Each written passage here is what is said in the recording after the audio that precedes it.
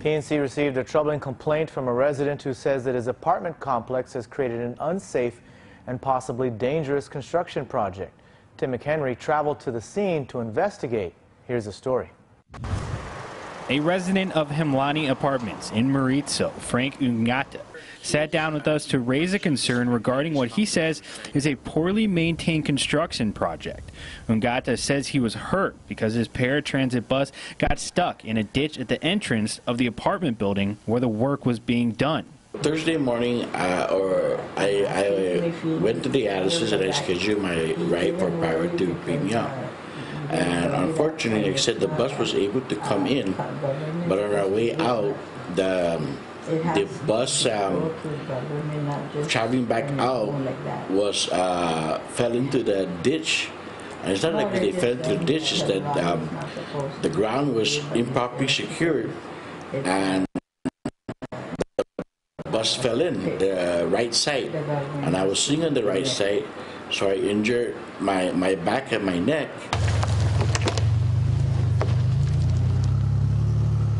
We're outside of Hemlani's apartment where one resident said the paratransit bus got stuck right here in this ditch and injured his lower back. Ungata says that management dug a hole to fix a broken sewer pipe. They then filled the hole with dirt and put 2 large pieces of plywood over the dirt.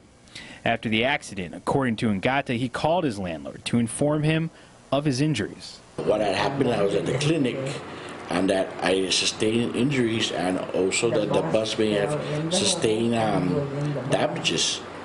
And he told me that he had his crew cover the hole and put a cover over it, but he had to take them out from the job site yesterday to go to another job site. We called Ungata's landlord, Mr. Vinod Hemlani, and asked him about the situation. He told us that he thinks the paratransit bus incorrectly reversed. Hemlani says that if the bus driver would not have attempted to avoid the plywood, the accident would not have happened, and neither would Ungata's injury.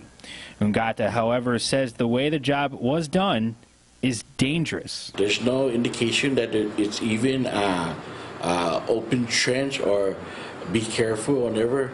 And where the cars are coming in and out, to use plywood and dirt and no soaring jacks in between the trench to keep it from imploding, that's, to me, is unsecure, and it's not, that's improper, poor judgment on behalf of the person in charge of this project.